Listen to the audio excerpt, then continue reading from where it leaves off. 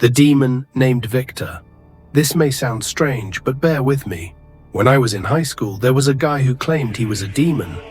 I don't even feel comfortable writing his real name for reasons you will soon understand. Let's just call him Victor, though his real name sounded like something out of an ancient incantation. He was extremely socially awkward and always walked around with an empty, detached gaze that even made teachers uneasy. He wore the same dark hoodie every single day without exception. I'm not exaggerating. I'm pretty sure he never washed it because he always smelled musty and unpleasant.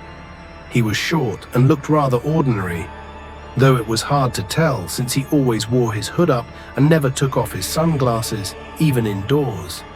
The teachers eventually stopped asking him to remove them because he never listened anyway. Now, here's where things get weird. He didn't have friends, but he had a strange habit of adopting people.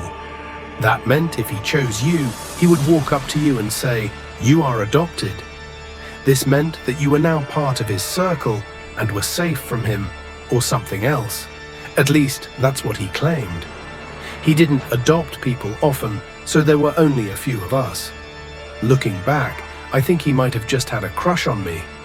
But then there were the others, the ones he didn't adopt. Strange things happened to them. One guy, Dan, constantly made fun of Victor, calling him a freak. After one of his usual taunts, he suddenly collapsed in the hallway. When he came to, he just kept repeating, "He came for me. He came for me." His parents transferred him to another school within a week. We didn't believe his demon talk and just thought he was a troubled kid, which he certainly was. One day, while joking around with my friends, we said his real name 3 times. He appeared out of nowhere, holding a baseball bat. It wasn't scary in a conventional sense, but it was deeply unsettling. From that moment on, we knew he wasn't someone to mess with. Then I started noticing weird things. Victor could appear in unexpected places, even if I was sure he hadn't been there a second earlier. One day I was walking home from school and noticed him following me about 10 steps behind. I quickened my pace and so did he. I ran, so did he. I turned a corner and he was gone. Just vanished. One night I was at my friend's house and we said his name 3 times again. 10 minutes later, Victor stormed into the house. When her mother asked what he was doing there, he simply replied, "I was summoned." This happened multiple times until we swore never to say his name 3 times again. The most terrifying moment occurred when I was home alone, and a friend, skeptical of our stories, shouted his name 3 times. Almost immediately, a thunderstorm began, and in the window I saw a silhouette watching me. Later, I found his hoodie in my backyard, wrapped around my belongings, items I thought had been lost for years.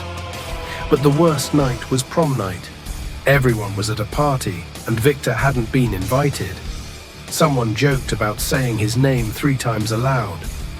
5 minutes later, the power went out, phones lost their signal, and footsteps echoed through the darkness. A raspy voice whispered, "Who called me?" Panic spread. People ran for the door, but it wouldn't open. Only minutes later, everything stopped. The lights flickered back on. Phones worked again. And on the living room wall, scratched into the paint, was a message. "Don't call me unless you're ready to meet me." Since then, Victor disappeared. No one ever saw him again. Sometimes I wonder where he is. And I wait for the day he appears again, right behind me.